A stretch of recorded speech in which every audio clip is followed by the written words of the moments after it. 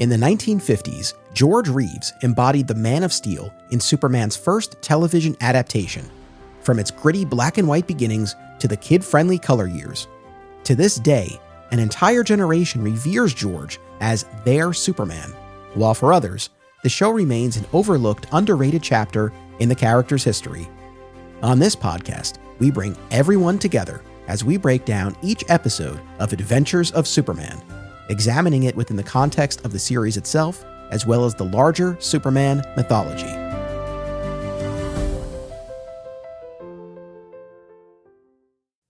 Welcome to another exciting episode in the Adventures of Superman. I'm your host, Anthony Desiato. Joining me to discuss Season 6, Episode 9, Superman's Wife, is the Editor-in-Chief of 13th Dimension, returning guest, Dan Greenfield. Welcome to the final season.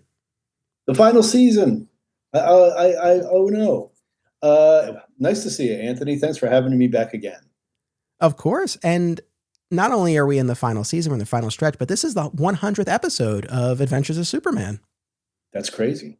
What an interest. And on the 100th episode, he gets married. Yeah, Superman's wife. So in this one, Superman stuns everyone by marrying the beautiful Sergeant O'Hara, who becomes the target of the mysterious headman, Mr. X. This aired on March 31st, 1958. It was written by Robert Leslie Bellum and Whitney Ellsworth, directed by Lou Landers. Our guest cast, of course, Joy Lansing as Sergeant Helen O'Hara, John Eldridge as Mr. X, Wayne Heffley as Duke Barlow, Harry Arney as Blinky Evans, and John Bennis as Dugan. I think within the lore of Adventures of Superman, within the fandom, this is a famous standout episode, and I suspect the reason why is our stunningly beautiful Sergeant O'Hara, Joy Lansing, fair to say? Well, yeah, I mean, she was a blonde bombshell of the 50s. I mean, she wasn't at the Marilyn, Mamie, or Jane Mansfield level, but she was in the conversation. I mean, she was well known for her pinups. She was well known for, she was a television actress. She'd done some movies. I mean, she was a name. And, and it's not, it's actually one of the very few episodes that they did where anybody who had an outside name was actually on the show. Now, I can't quite pinpoint how big a name she was when this episode aired, but she was certainly well known enough that anybody watching it, and if dads happened to be walking by the TV when Jack and Jane were watching the show, I'm sure he would have stopped. But yeah, I mean, she was, like I said, she was one of the bombshells of the era, and it's not typical that they would have. And it makes me curious as to whether they even, when they did the commercials for it, and Joy Lansing is going to be on the, I don't know if they ever did that. I mean, she was. That is one of the reasons that the episode is so memorable.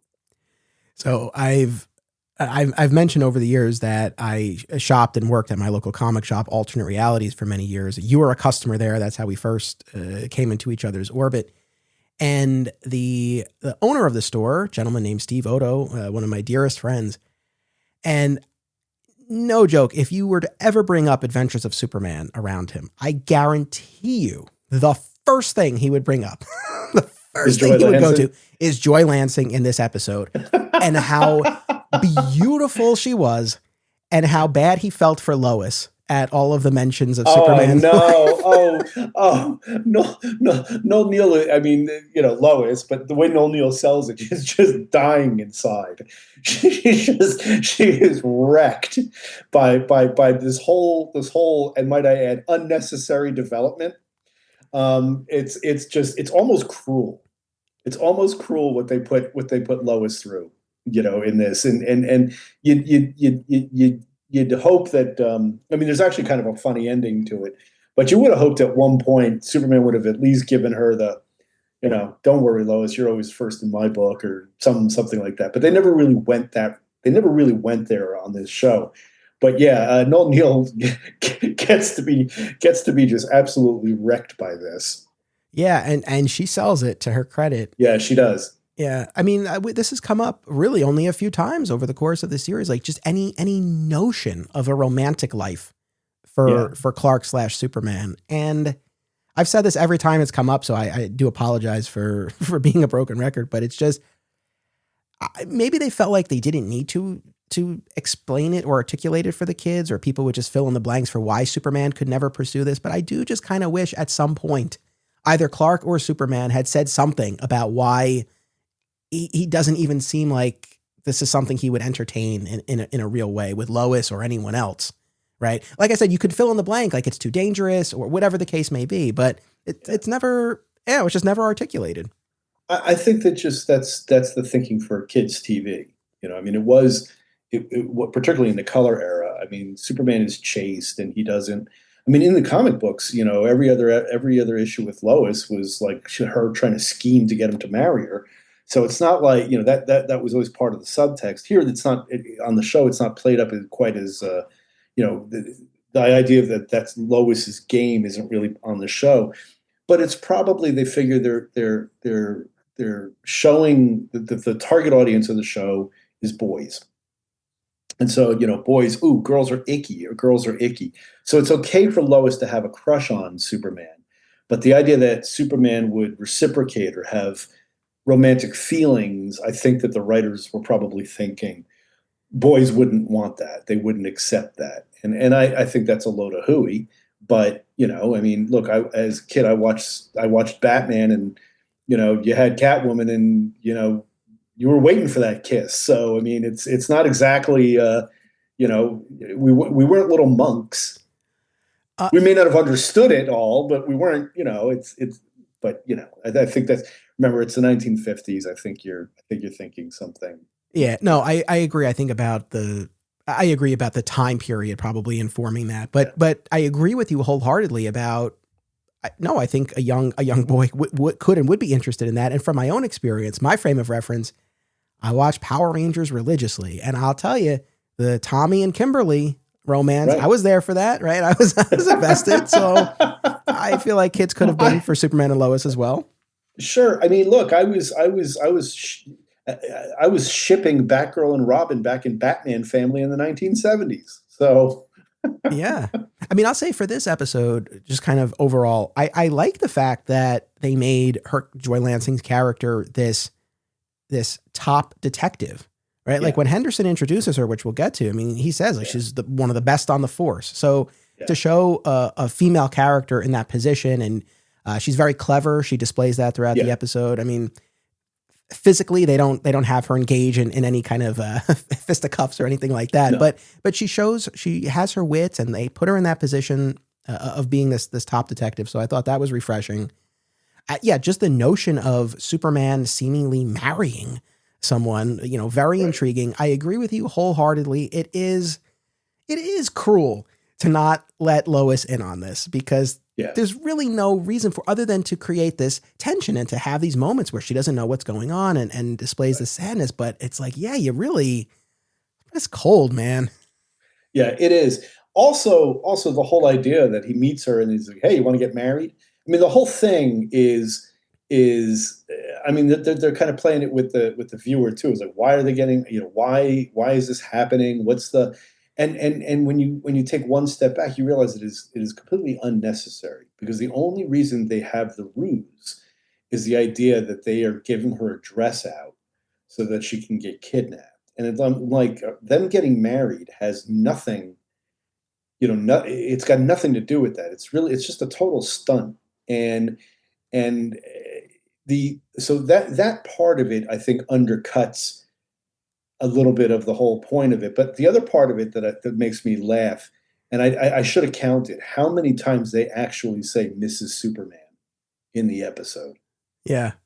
I mean, they say it at every opportunity. She's Mrs. Superman. She doesn't have a first name anymore. She's now Mrs. Superman. I know. I wonder why this episode wasn't called Mrs. Superman. In fact, like in my head, I always have to check myself and be like, no, technically it's called Superman's wife.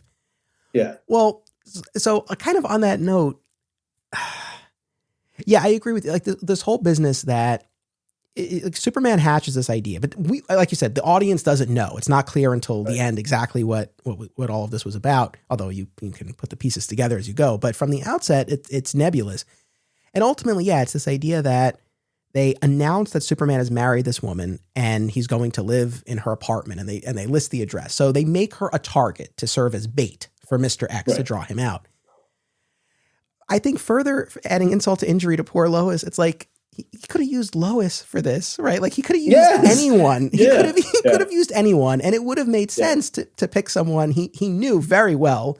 Who I mean, obviously Sergeant O'Hara didn't need any convincing either, but it's just like. But it's also the first time he meets her. It's not like they had this long on. It's like, hi, nice to meet you. Yeah, like to get married, and he sort of says it in a.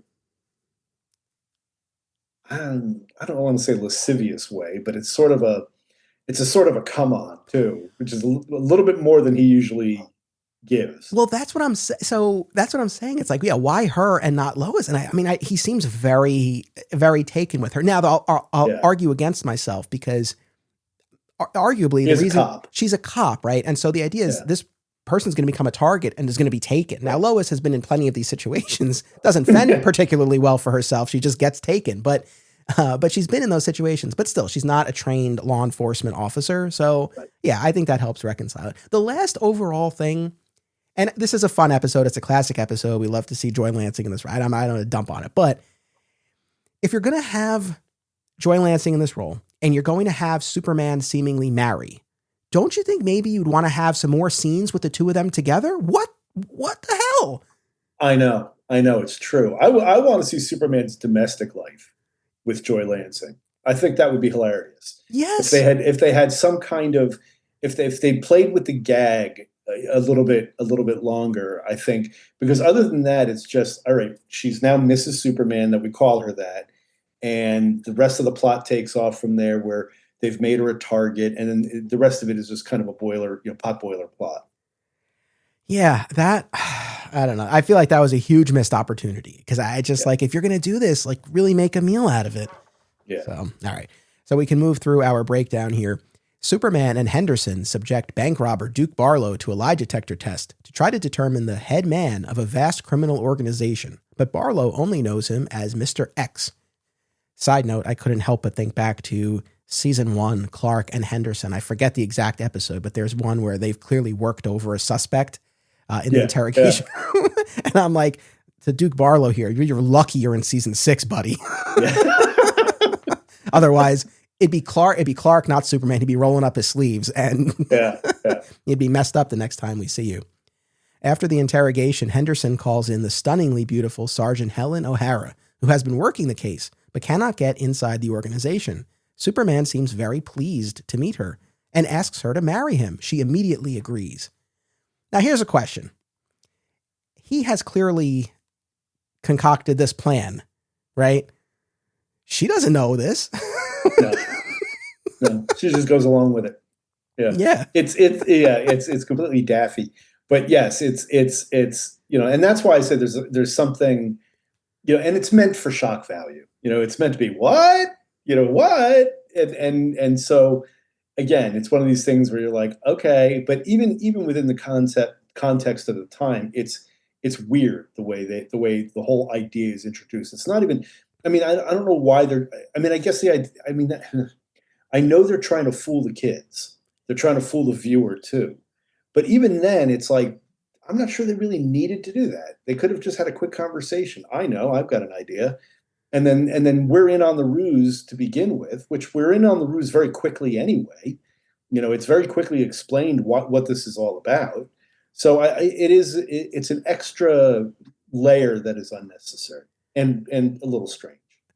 I agree. And I feel like one thing they could have done to mitigate this a bit is if he hadn't been meeting her for the very first time, right? If Henderson wasn't introducing him, but if it's like, okay, they've had other conversations about this investigation and they've talked about different options, right? And then you bring her in and he's like, well, we didn't get anything. So now will you marry me? Something like that. And then, something to kind of clue us in that, okay, there's something behind this. Because otherwise, her response is just, I don't know. Well, we know at the end of the episode, she actually really would like to marry Superman. So maybe that's all that was. In Perry's office, Perry, Lois, and Jimmy remark over the Superman marries headline. Lois, visibly upset over the marriage, is at least grateful that Superman gave her the exclusive. The article states the address where Superman and his bride will live. And we do get a warm moment from Perry here, warm for him at least, where he tries to offer something. He's like, oh, Lois, like, I know you've always had, well, I forget what he says exactly. Not feelings for Superman, or I know how you, I don't know, something. carrying a torch. I don't know if he says carrying a torch. Yeah, but like, That's I know this must be hard for you, or something like that. And then yeah, she runs away. I mean, I don't know how yeah. much he would he have gotten up and hugged her? I don't know how Uh, far he would have yeah. taken his comfort, but it was I don't know, something. give her the day off. But I mean, is it what at least he gave her the exclusive.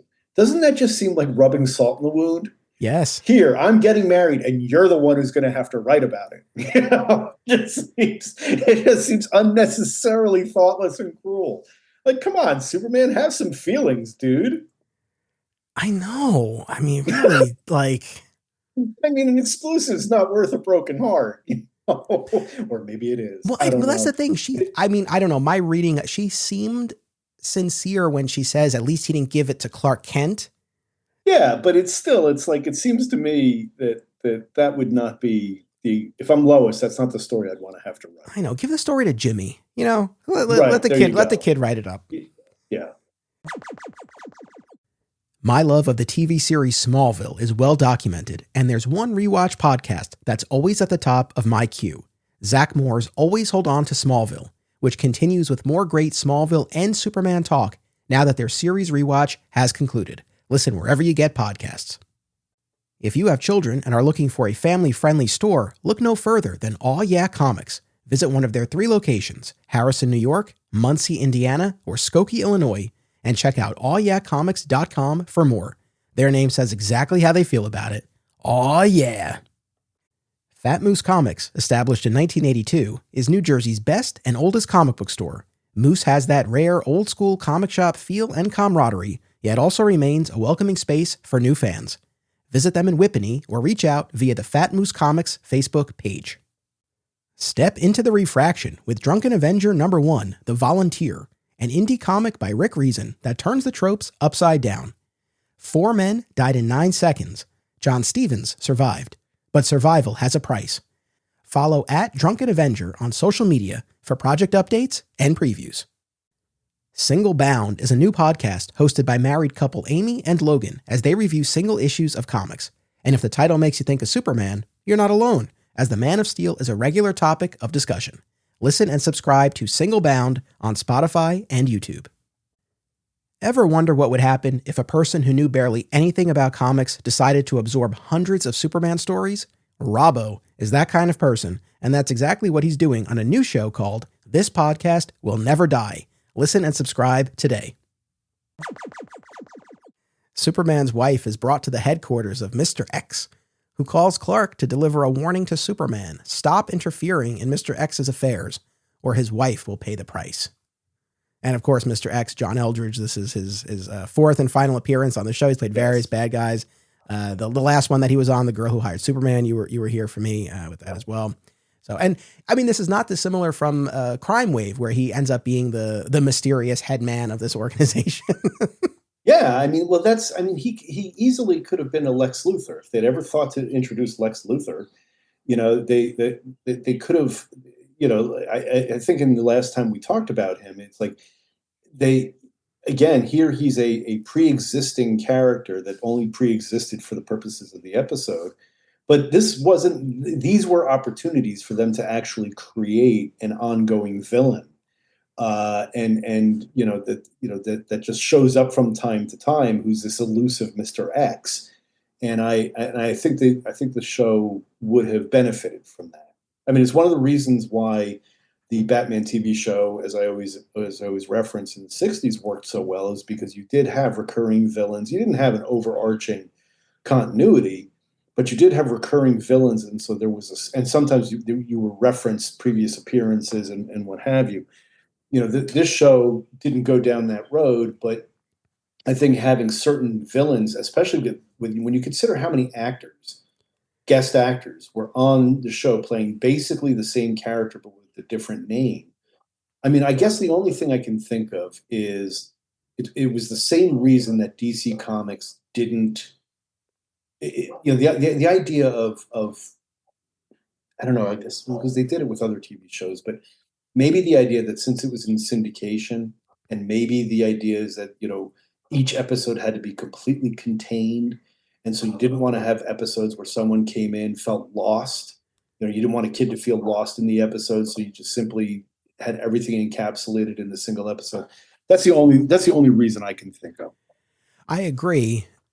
I guess the only thing, and I know I've said this before too, but it's just in these episodes with the non-recurring villains, they reference backstory we've never seen. And Yes. we're expected to just go along with it. So it's like if Right. if you were catching an episode that referenced backstory that actually happened and you just didn't see it, it's That's the a same really good thing. point. That's a really good point. That's true, because they always do try to put it in some kind of context. Like even the last time he was on, when we did The Girl Who Hired Superman, it's the same thing. He's like, we're tired of him foiling our plans, or tired of him outsmarting us all the time. And if we had seen that, it actually would have been more effective. Yeah, I think it just overall would have led to all these villains feeling less generic if it was just like, oh, okay, that's the guy. But that's not the way they went. Perry receives a call about a story at Pier 96. He calls in Jimmy and Lois, and they all head out to investigate a bathysphere, a deep-sea submersible. I like that Perry goes along with them here. It's very... It is nice for Perry to get out of the office. It's not, and even the way he just says, I'm going to go along. Yeah. It is. I appreciate that. But here's also where I think the episode, which is already kind of paper thin in terms of its plot, is really starts to get convoluted. I mean, at this point, I think it just feels like a kitchen sink. Like they're throwing all these things into the episode. The bathysphere, and 1 minute they're in the desert with we're going to get to that. But yeah, I think this is where the episode. I mean, I like the bathysphere. Don't get me wrong. I like retro wacky stuff like that. But this is I think where the episode really starts to take a turn. You know what? I had the same instinct, because when you watch it, it's like it just feels Mr. X's plot feels redundant, right? He has abducted Mrs. Superman to keep Superman at bay, right? Yet he also traps Superman in this submersible with the Daily Planet crew. Either one, in theory, would be sufficient to have Superman stand down, and so it felt like these were two separate episodes. I'm like, now I guess maybe the argument is that he's just covering all bases and he's building in this redundancy. But yeah, it just sort of, I agree about it getting convoluted. It's like, what are we doing multiple times over here? Yeah, it's unnecessarily complicated. And also even within the bathysphere, there are, like, as I'm watching it, I'm like, he could get them out of there pretty easily, even without the solution that they ultimately come up with. But anyway, onward. Mr. X, who was able to view the Daily Planet trio at the pier over closed-circuit TV, calls Clark about the danger about to befall them. Superman arrives at Pier 96, and as soon as he steps into the bathysphere, Mr. X sinks it. At 250 feet below sea level, Superman cannot break out and swim to the surface without the depth killing the others. What do you think of the prop? Because it's like clearly a miniature, right? That they're sinking into the water. It works for what it is. It's all right. Exactly. I mean, it is. It's. I mean, I always think of the idea of a bathysphere is kind of cool anyway.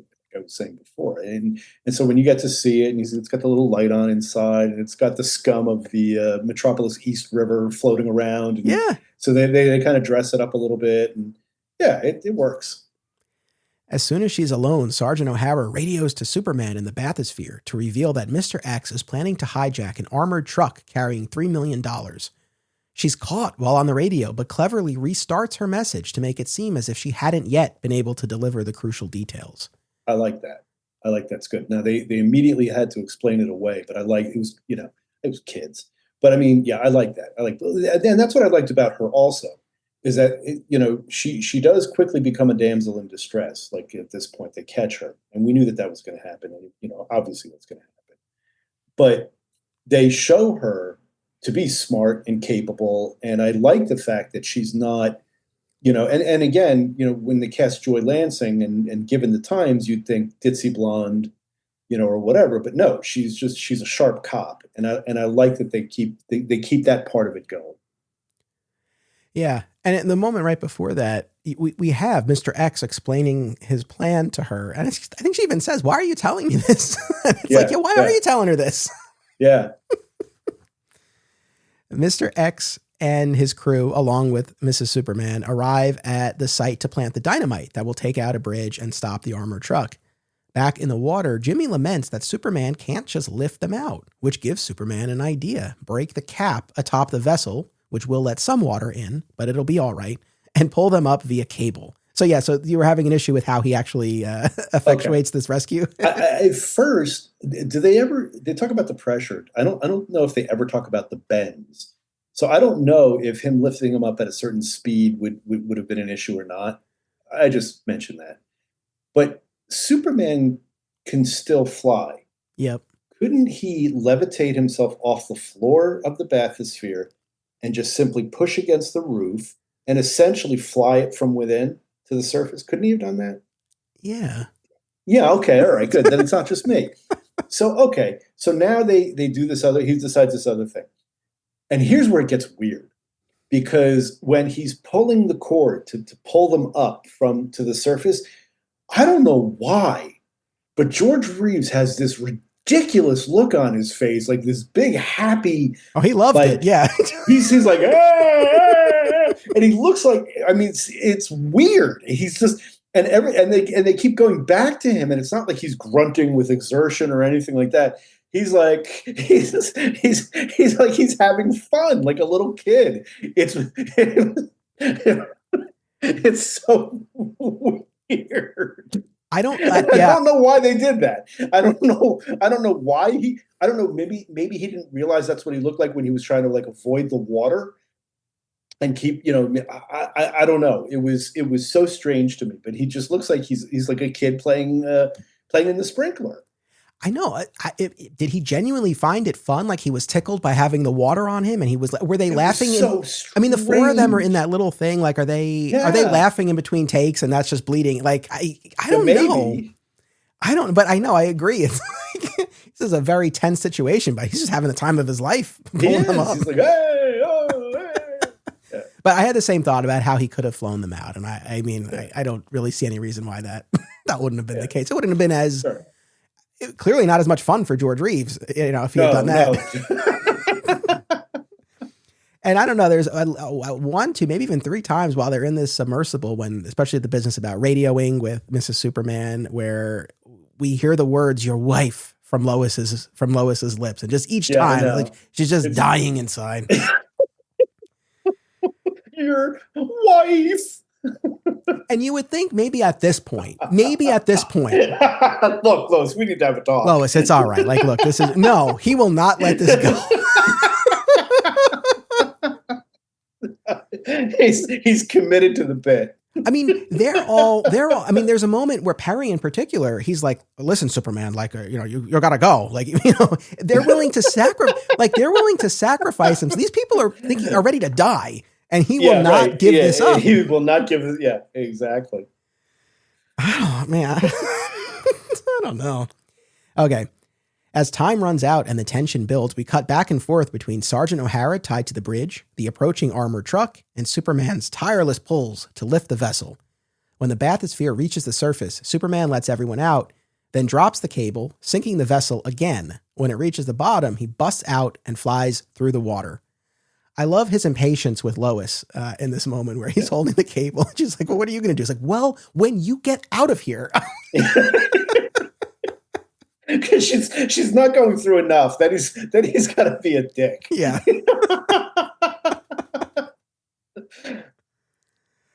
Oh, man.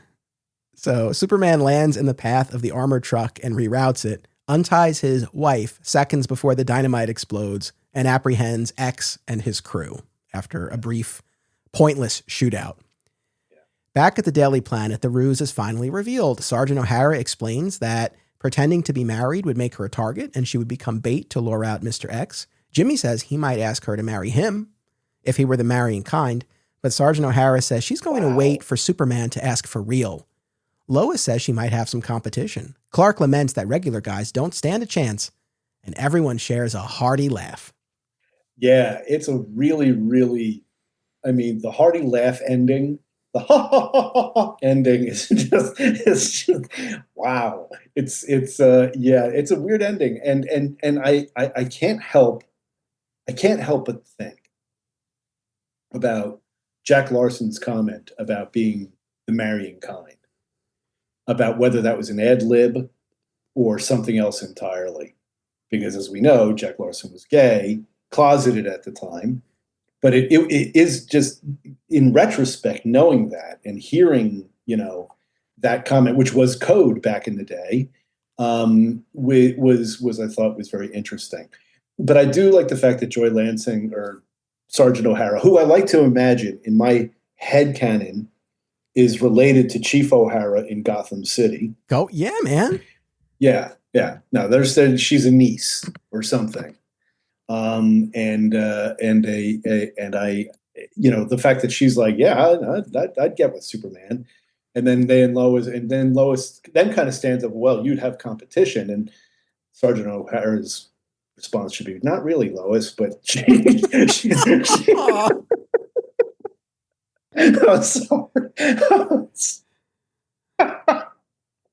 But no, anyway. But yeah, no, everybody just enjoys a good laugh over it. Of course, Clark knows that he can pull, anytime he wants. So it's all a big joke to him too.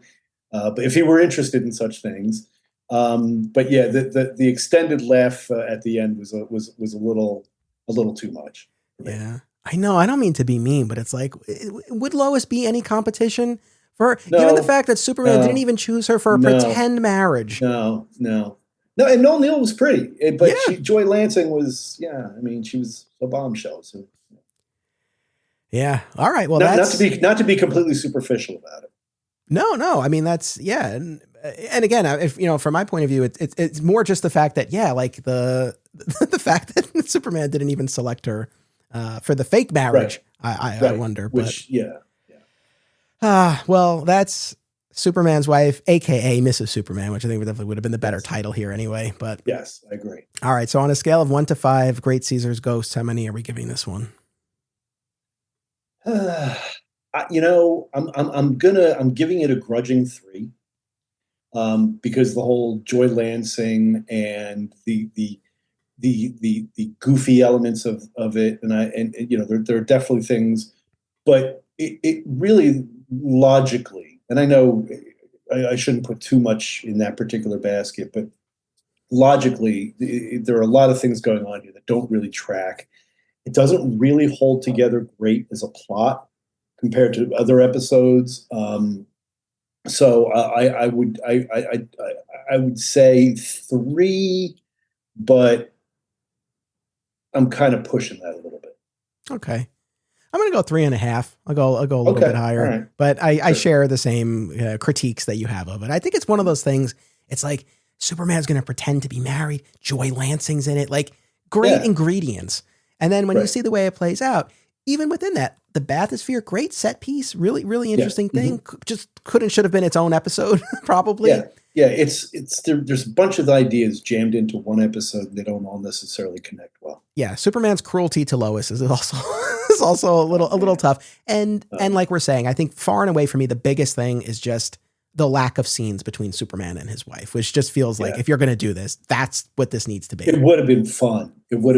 Because even in the comics, you had those imaginary stories or setups on the cover that didn't really play out, where Superman's baking muffins or something like that. Hi, honey, I'm home. I think it would have been really funny if they played with that, because when you realize how much in the episode could have been dispensed with or shortened, there was definitely a part of it that you could have had them at home together to sell it to the viewer that they really were married, and I think that would have been a lot of fun. But yeah, it's yeah. What are you going to do? The last, not to rewrite this, but decades later, but if it had been like, we see the aftermath of the story, the article being written, but if we had seen Lois invited to their apartment to interview them, right? And now, of course, that would have just really added insult to injury to Lois to subject her to more. But if they had to sell this to Lois, to the paper, and they're engaging in their domestic activities, right? And that's something, right? I would have taken that.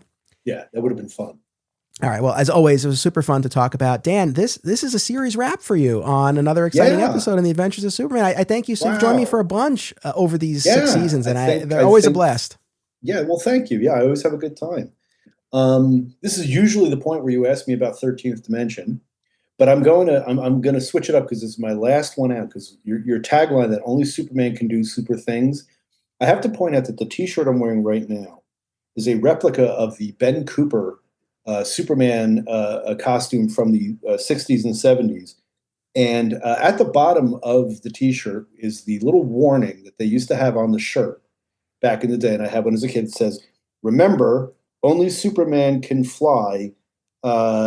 Basically because of the old story about the kid who, apparently who jumped off the roof of his house and was killed or did whatever. But they actually had a warning on the Ben Cooper costumes that essentially what you say is only Superman can do super things. So and read 13th Dimension. So there's my plug. Right on.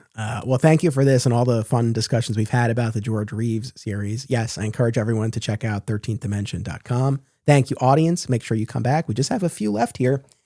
And as always, remember, only Superman can do super things.